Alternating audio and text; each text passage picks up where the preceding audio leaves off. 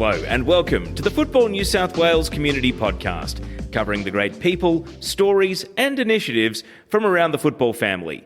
I'm your host, Teo Pellizzeri. It's great to have your company for another edition. So let's get into what's on. With the FIFA Women's World Cup 2023 in action, Valentine Sports Park, the home of football in New South Wales, has become the training base for the France women's national team. Over the past year, VSP has undertaken some lighting upgrades, and for anyone that's been on site, you'll notice that Field 1 is in immaculate condition, all of which has been ensured so that the facility remains a world-class one. If you were looking for a second team to support, you may well choose to adopt France, as VSP has for the month. With Valentine Sports Park occupied, Manly Warringah Football Association's Cromer Park hosted the 2023 Football New South Wales State Cup Finals, the first time the finals have run since 2019. A big congratulations to all the teams who played across the weekend. A special mention to the host association, Manly, who came away with 5 of the State Cup titles. And a huge congratulations to Cronulla Seagulls Football Club, who won all 3 cup finals in the under-18 boys, under-21 men's and all-age men's competitions. A remarkable achievement. You can find out about all the 2023 champions on the Football New South Wales website. Of course, part of the Football New South Wales Community Podcast is checking in with our regional associations and governing bodies. This month, we're going to Northwest Sydney Football and Spirit FC. Our guest this week is Tim Thorne. So let's get to our guest this week on the Football New South Wales Community Podcast. It's Tim Thorne, the head of football for Northwest Sydney Football and Spirit FC. Tim, thanks for joining us. Oh, thank you for having me. It's great to be here. So tell us, how many years in this role and how many years involved with Northwest Sydney Football? So I've been involved with Northwest Sydney Football for many, many years, going back to GHFA. It's probably getting on 20 years since I started to be involved, both initially as a community development officer and also a local DOC as well, or a CCC as they're currently known. In this role here, I came back after stints in professional sport, so going through different clubs, both in football, and I went to the dark side over to rugby league with Cronulla Sharks for 3 years, and that was a great professional thing, and then decided to come back to the head of football role here approximately 5 years ago. How many staff on the ground? We're actually speaking at Christie Park today, so you are one of how many? And tell us about sort of the structure of your team and the management. Yeah, so as far as if you're talking about full-time, so we've got office staff. There are approximately 5 different staff working between full-time and part-time. There are also additional people that help out with different bits and pieces across the association and Spirit. From a coaching point of view and the technical staff and support staff underneath it, it's total about 70 that we have on board here.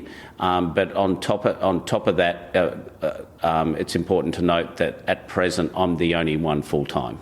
And as far as the number of players, adult, junior, pathways, participation, what's the catchment? How many players is this facility and your organisation currently providing the game for? Yeah, so from a local perspective, we're hoping to push towards that 17,000 mark. From a local club perspective, then on top of that, from a Spirit FC perspective, we got 500 athletes in the full-time program where they're training 3 times a week plus the game for 40 weeks. We then got a 500 strong academy, which comes from the local clubs, and I'm really proud to say that all our youth teams, and even now moving into our 20s, etc., and resis, we have 95% local players. It's a phenomenal number of players, and also, given the at times geographic sort of separation of Sydney and the ability to travel with ease, how important is this association for this part of the city? Oh, it's massively important. I think it's safe to say that maybe going back a while ago, it was thought that you had to import the footballers from other parts of Sydney in order to compete at the highest level in football. I think it's now known that if you believe in your local players and you really put time and energy into them, which has been a heavy focus over the last 5 years, you not only grow the players, you grow your people as well, your coaches, and when they finish up, they all go back into the association and value add to the community again, and it's a very, very important part of the ecosystem. Now, before we get into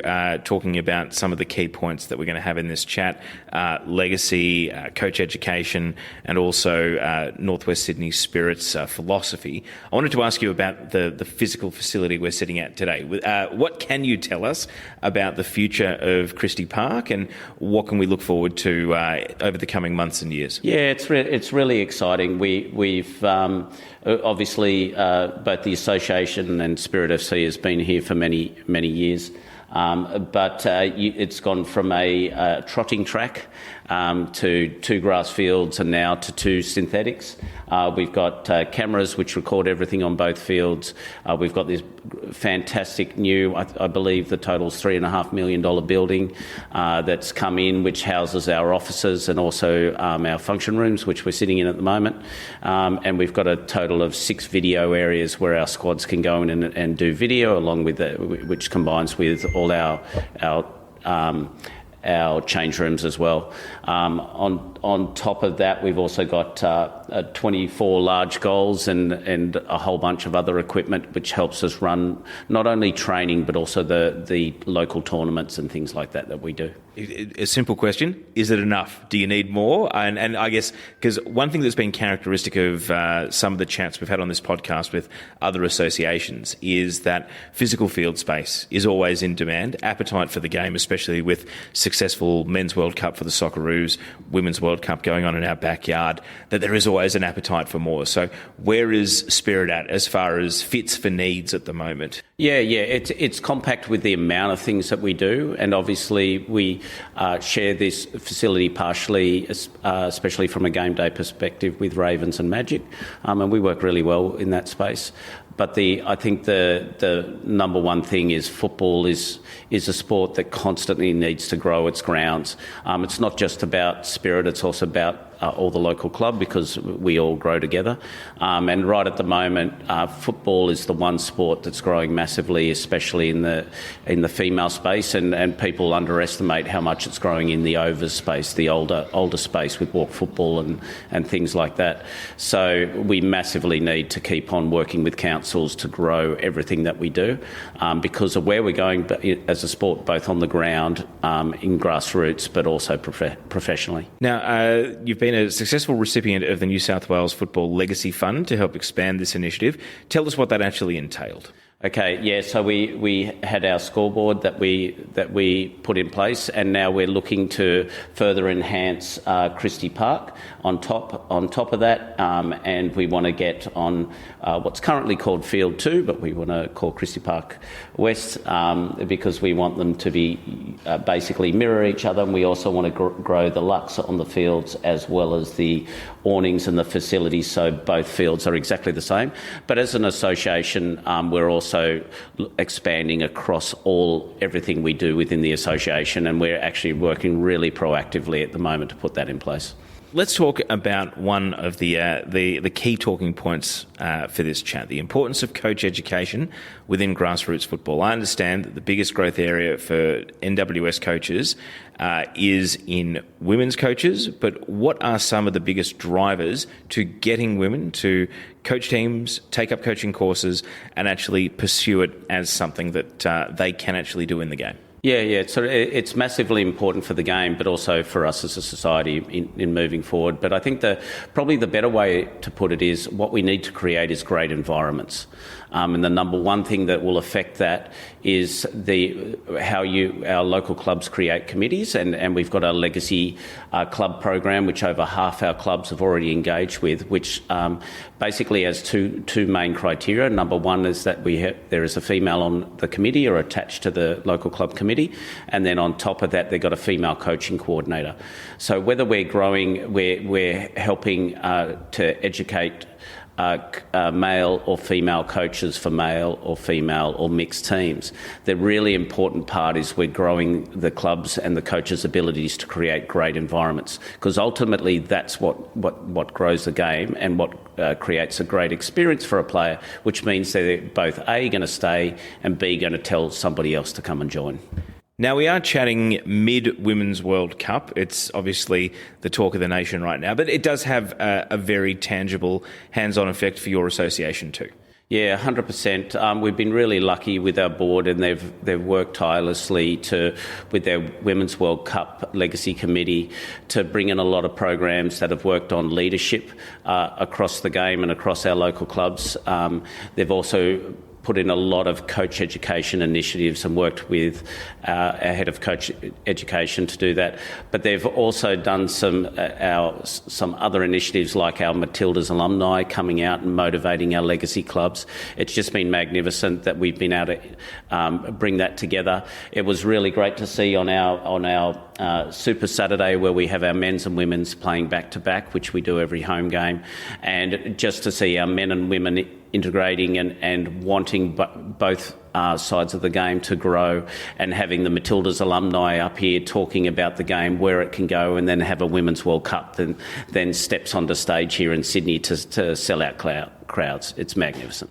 Coach education opportunities, courses, workshops. Tell us about some of the successes, but also some of the challenges that you're facing in providing that. Yeah, it's really interesting. So it's probably, we'll probably get into our DNA later, because that's a really core part of it, which is the way we coach who we are as an association and who both our rep clubs and our local clubs are. And that's a really, really important part. But Tim Palmer heads our coach and player development across the association and Spirit, and he does a magnificent job in developing that. We've also got our game development officer, and we've got a new game development officer that will be coming on shortly. And we had Nikki, who was previously in the role, and a large part of that was creating the legacy program. But also from a coach ed sense, once again, you're really trying to create great environments. So what you've got to do is create bespoke courses that are there for the coaches when they need them, and the different local club people when they need them. So we do a massive amount of courses. We doubled our courses since pre-COVID to now. So we're doing over 40 courses and programs across the season. We've got a lot of female-only coaching courses, and a lot of female presenters and mentors who are being developed.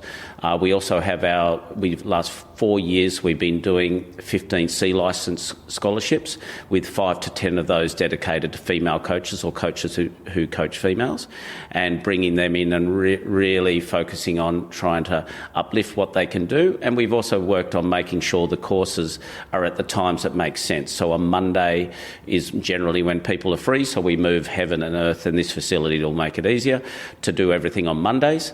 And then our C licences, we've moved from being weekend-based to being Friday night-based, so people who have kids can still attend those, and then allowing a gap time so they've got time to then rejuvenate, then come and finish it as well. I'm interested to know, with the feedback you get from these courses, how much of it is driven by quality of player produced or quality of football played, as opposed to quality of experience of the participant, regardless of the level of standard that they're at? How do you gauge these things when you're shaping the directive? Yeah, so as far as if there are different levels that come on the course, that's always an interesting one. The way we've made the courses, without going too much into the DNA, they're very bespoke now. So that's the word we really like to use with them. So what we do is we educate the coach in what they do in the not just for training sessions. We also come in and show them what a game day looks like, because half of their time for local club is spent in game day. So we bring them in and work with them on that. But also on top of that, they then do a video. Once they get into the past the mini roos, they'll also start to do videos of their sessions, and then we go through those with them. And it creates a really a really great environment for us seeing what they're doing in their local environment, and we can then develop them at their level. And next year we're moving to game day mentors, and so people who go out and help them on the ground out in the association. And Spirit FC is the driver of that. Every single coach at Spirit FC knows their job is to help local clubs. Now, you used the acronym CCCs before, Club Coach Coordinators. Tell us about their role in the community. Yeah, it's a really interesting one. So we've been doing CCC or DOCs for probably 20 years. It was something we put in place 20 years ago. We still call them DOCs, but it's really CCC. It's the same thing. And what it is having somebody who's that portal. For some clubs, the main person might be the great communicator who can get everything out to the coaches so that they can come and utilise all the different things we have offer. For other people, it may be that they spend a lot of time on the ground with their teams. But now what we're asking our clubs to do, and we've been doing this for a while, is they've got a DOC or a CCC, they've got an assistant CCC, and then also nowadays with the legacy clubs, they've got an FCC, a female coaching coordinator. So they've got multiple people who can communicate and engage and help the environments grow and the coaches grow in their local clubs. Let's get to DNA then, because you've made a few references to it. For your association, what does that actually entail? Yeah, so it's probably one of the things I'm most proud of that we've all achieved together.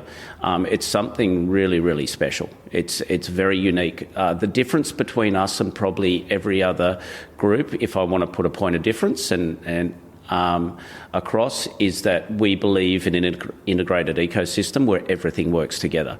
We believe what we do at Spirit and what we do at local club are highly connected, and we're really, really lucky to have that. So for the past 5 years, we've developed a DNA which basically tells us how to develop players, how to develop people. So people can be many different things: coaches, high performance staff, all those sorts of things, video analysts, and what we want to achieve. We then broke that down into, it's not really a style of play, it's a style of player, because we want to create players who can play for anyone, anywhere, at any time. And then we've broken it down even further into chunks of how this can be seen. So we've got bespoke programs for local clubs, for all our representatives, for overs, who are just starting the game, for overs who have been playing the game for a long time. And then on top of that, we've created 150 videos that support that, which are nice and chunkable. They're no longer than 2 minutes, and so coaches can watch them and then they can go and look for more. And we put that all on a website. The person who's been the main orchestrator of getting that across and into the current form is Tim Palmer, and he's done a phenomenal job of putting that together. And it's something that I think is wonderfully unique, and now we're with our game development officer, we are now focusing that on how do we make it not just work for our local clubs, but it becomes something that's infused with them to help them grow and make things easier for them. We've heard a lot about the base of the pyramid and the far-reaching grassroots influence that this has. How important is the pointy end? Basically, what I'm asking is your two senior teams in New South Wales NPL men's and women's, Spirit FC. Obviously, Spirit Waratah Cup holders, at least for the next few weeks until the next final, crowns a new champion. And then, of course, they're almost certainly going to be back in the division next year, almost mathematically secure. Yes. And also the women's team flying, challenging for finals, hoping to be there at the pointy end of the season. But how important are those two teams as flagships at the top of the program? Oh, look, it's massively important. I think it's the way we see it is it's a philosophical thing. Everybody who's here needs to be here for the right reason, and if they're here to be great, they're here for the right reason.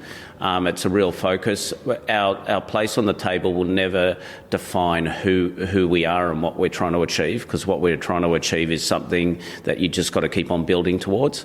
If it's just our place on a table, I think we're going to sell ourselves short. But what we want is greatness. Perco does a magnificent job and has for the last 5-6 years with the M first grade. Tiana has moved into the W first grade and last year, and has shown the professionalism that we really want to see. We want to mirror programs that while their style of play might be slightly different because of what they're trying to achieve with their players, the intent to be great and create players who not only can play for us but can go and play anywhere.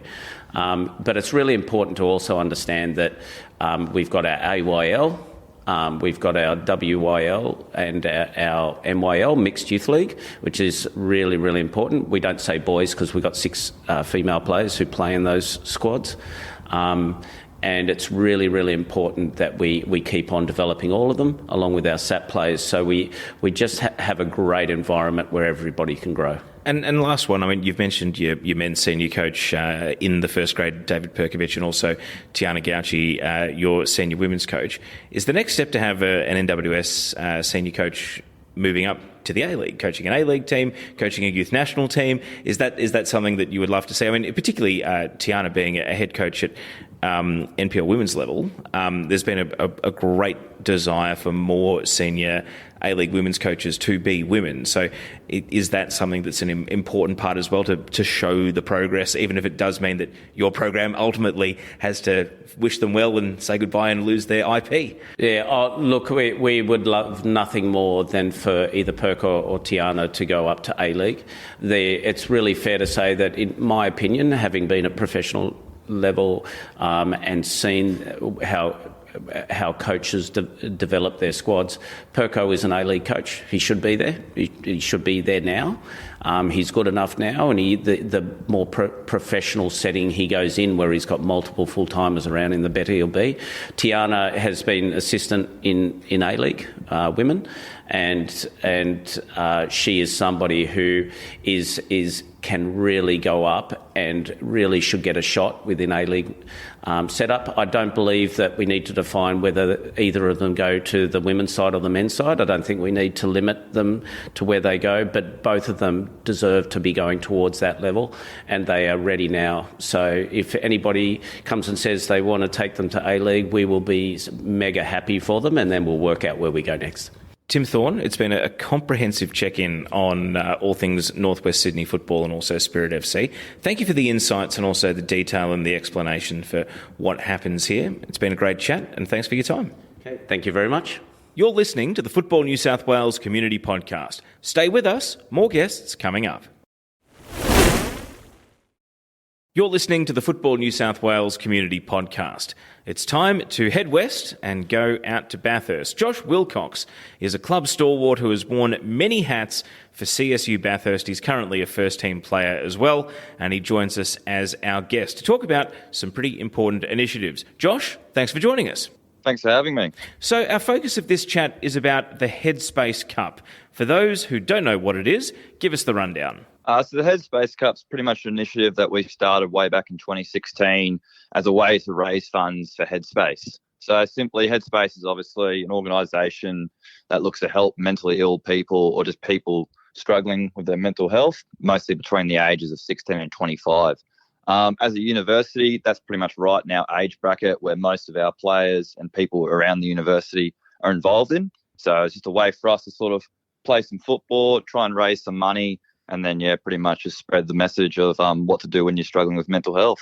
Now, how many games does the Cup entail? How many teams? I understand it runs once a year, and clubs within the association are encouraged to have conversations about mental health, breaking the stigma around mental health, and also raising money, as you mentioned, for the local Headspace branch, Headspace Bathurst. But what is the size of the Headspace Cup, and how many teams and players does it include?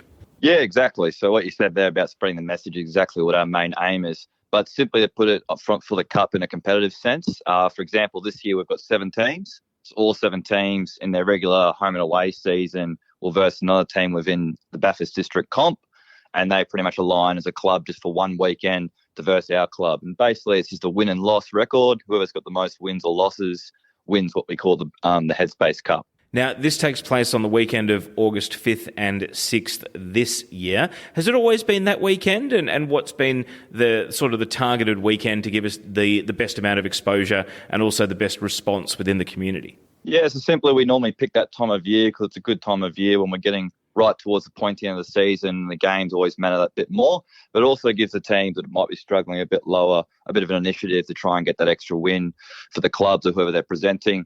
Obviously, during the winter months, it's a bit cooler. People might be struggling with getting out and getting involved. So it's a really good way for our club to sort of spread a bit of message about mental health, get people out and about watching some football and just learn some facts about mental health.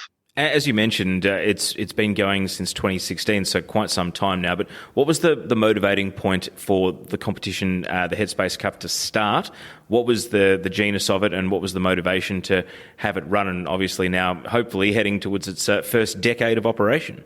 Yeah, so pretty much as back with our committee in 2016, we're just looking at ways to get more involved with the community. At that point, our club had been around for about 52, 53 years, so we're already pretty well involved in the community. But it was just an initiative from the committee, take that extra step, see where they could help out. And Headspace sort of knocked on the door and we're really interested in getting involved. And we thought, yeah, what a great way to sort of help in a bit of fundraising, a bit of help in the community. And that was sort of where it all started. And then the competitive nature of football obviously took over. And now we have ourselves the Headspace Cup, which we compete for every year. Is it something that's close to your heart personally, due to people you've known in your life or within the cup, within your club, or is it something that's just worked as an alignment, as you mentioned, because of the age demographic of the people within your organisation? Yeah, well, exactly. There's two ways to look at it. Personally, when I joined the club back in 2018, I was just a young 18-year-old bloke trying to start out at uni and sort of get a foot in to the community, sort of get an idea of what I wanted to do for the next couple of years of my life.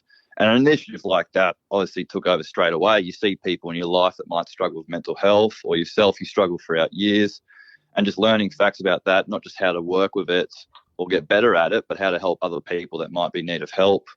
So along those ways, we touch a lot of people within the club and outside the club during those few weeks. And it's always helpful to learn a bit of information if you need help. Now, what advice would you have broadly for clubs looking to run, be it a similar initiative with regards to the mental health space, or a similar initiative with regards to partnering with a cause, a charity, an organisation, and putting the football context in it for their club, maybe for their regional organisation? What are some of the tips you've got, and what are some of the challenges and the resources you need to build the Headspace Cup into a success over 7 years now? Yeah, well, one of the big things, really, it comes down to what does your community possibly need. Obviously, for our club, it was an easy option looking at Headspace simply based on the demographic of our club. But also you look within your club and see what's interest outside of football. Obviously, we've got a lot of people within those age brackets. Some of them work within Headspace, some would go to Headspace. So we dive in, look at the resources we've got just from our volunteer point, and straight away we can see what other people, clubs get onto, where they can help out. And Headspace has been a massive initiative for us the last couple of years. That's sort of grown and grown within our club and almost started to become an identity of our club as people that like to just help out around football inside and outside the club. And just one more on football generally. How's the season going? For those of us, including myself, that don't know how the campaign's going so far, what are some of the success stories for CSU Bathurst so far this season? So this season, it's sort of an up and down season, which is what we seem to find every year with our club. We find across the grades, some teams are doing really well, some are sort of that mid-table, and some are just down the bottom but simply just love playing football and love getting involved. So that's where the beauty of this Headspace Cup comes in, especially for our lower teams. See if they can get one up against the guys a bit higher up the ladder just for that one weekend, and see if the guys that are up the top, the girls at the top especially at the moment in our club, see if they can continue their momentum and take advantage of this Headspace Cup for a bit of an extra push towards finals in 5 weeks. Josh, if people want to know more, this Cup is coming up on August the 5th and 6th that weekend. Website, social media pages, where can people go if they want to see more? Yes, best information we always try and supply is on our CSU Football Facebook page, also on our CSU Football Instagram page. The best two spots we can find information. We've got our trivia night starting next weekend, which is going to be an awesome initiative where we just sell tickets for the event. All that money goes straight away. And one of our biggest fundraising things that we've done the last couple of years, just recently, is we've got ourselves a raffle. So we go around to local businesses just within Bathurst and surrounding areas, and especially this year, they've been extremely generous. We've got well over $2,000 worth of prizes. So straight away, if you keep your eye on the Facebook page, I think in the next day or two, we'll start releasing tickets for the raffle. Josh Wilcox, from CSU Bathurst. Thank you for talking to us about the Headspace Cup, giving us a bit of the background, a bit of how it came to be and the function it also serves for football in the region. Really appreciate you talking to us on the Football New South Wales Community Podcast. Thanks for having me. It's been a pleasure. We hope you're enjoying the Football New South Wales Community Podcast. Don't forget to subscribe wherever you get your podcasts. So a big thank you to Tim Thorne and Josh Wilcox for joining us on this edition, and thank you to you for tuning in. We'll be back with our regular community podcast in 1 month. However, in the meantime, you can catch up with earlier episodes, and don't forget to check out the Kickoff Competitions podcast, which talks about all things NPL New South Wales and Football New South Wales leagues. On behalf of our production crew, my name is Teo Pellizzeri. Thanks for listening to the Football New South Wales Community Podcast. We'll join you again soon.